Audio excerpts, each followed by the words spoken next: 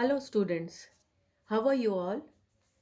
Today I am there with the third part of the digestive system under lecture 29. In this we are going to discuss about digestion in different parts of the alimentary canal. You are already aware about what are the various parts and the glands which are associated through my previous videos. Here let's understand what is the need of digestion and how it is proceeded on. The food which you are taking in, it contains all the nutrients which are macromolecules, that is they are larger molecules which are insoluble and indiffusible. They cannot be absorbed through the cell membranes of the intestine. So for that they are to be simplified and they are to be converted into the soluble and diffusible and absorbable form. Now, this digestion is actually a stepwise and a slow process where during the whole phenomena a lot of water is added and so that the simplification becomes easy, and this simplification is covered in two phases, that is mechanical breakdown where the breakdown as well as mixing of food is to be done, and during the chemical breakdown there is the action of the various enzymes on the nutrients to make them into simple, soluble and diffusible form.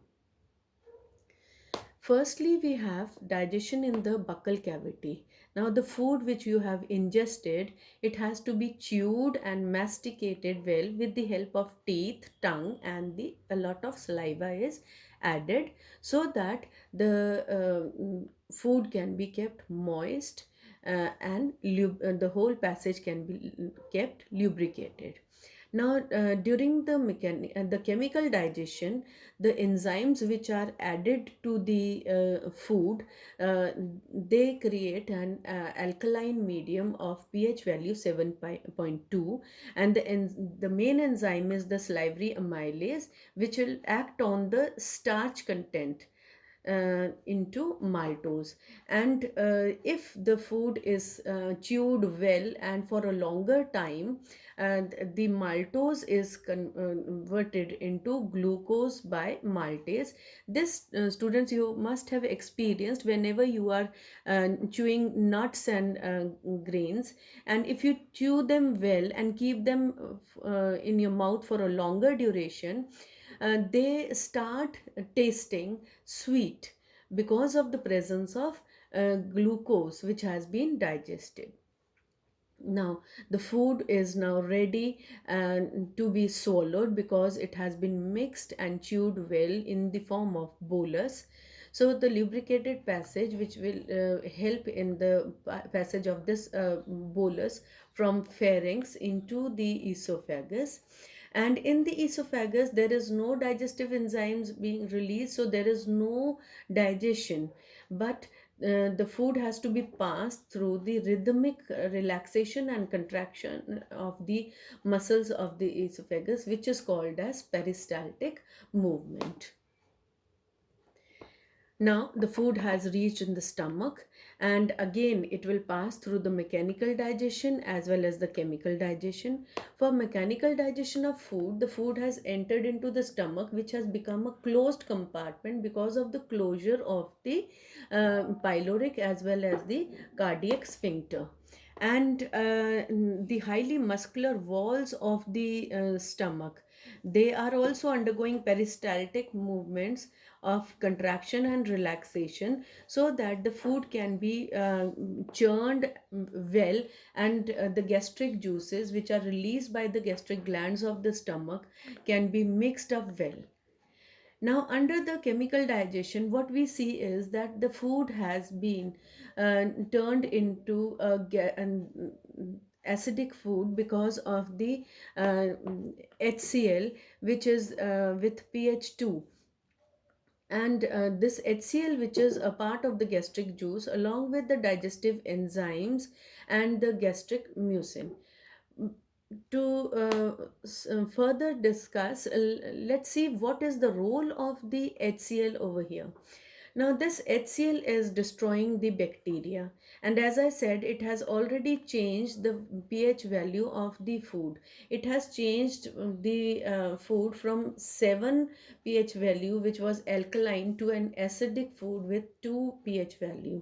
And a lot of enzymes have been added so that in this acidic medium those enzymes can work, and the enzymes which were released in the mouth, they become inactive. Now, the enzymes which have been released, they are pepsinogen and prorenin, which are actually the inactive enzymes, and they are also activated with the help of the HCl, pepsinogen into pepsin and prorenin into renin, so that further digestion can be proceeded. But before that, I want you all to explore a little bit and find out that why the enzymes in the stomach, they are released in the inactive form, why they cannot be released in the active form. Think it over, we'll be discussing about it in the interactive session. Now the enzymes which have been activated, they are ready to act on the proteins. No carbohydrate, no digestion is being carried on in the stomach. Only proteins are acted by pepsin into peptones and proteoses. Proteins, which were the larger molecules, students, you can see they have been broken down into smaller molecules, peptones and proteoses. And this all, you can see that the parietal cells of the gastric glands have released HCl, and chief cells, they have released the pepsinogen, and pepsinogen activated by HCl to pepsin, and this pepsin further acts on the dietary protein into the partially digested proteins. Now, talking about the infants and the young children, they are taking as a milk diet. So the milk protein casein, which is present in milk, is treated by renin into paracasein, and this phenomena is called as the curdling of milk. And paracasein with calcium, it is going to turn into an insoluble component, and this would be later treated by pepsin for the further digestion of the protein of the milk into proteoses and peptones and polypeptides. Now, the some percentage of fats, they are also hydrolyzed into fatty acid and glycerol with the help of the gastric lipase. Not the whole content, only partial content. Now, a lot of acidic environment has been created in the stomach. But think, students, who is responsible to protect the inner lining of the stomach? As I discussed in the previous slide, there is gastric mucin over there, which is spread over in the inner lining of the stomach, which is protecting it from getting damaged. Now, after churning and mixing of gastric juices and partial digestion, what we see is that the food, along with some water content, has been now converted into a thick paste, and this thick paste is called as the chyme.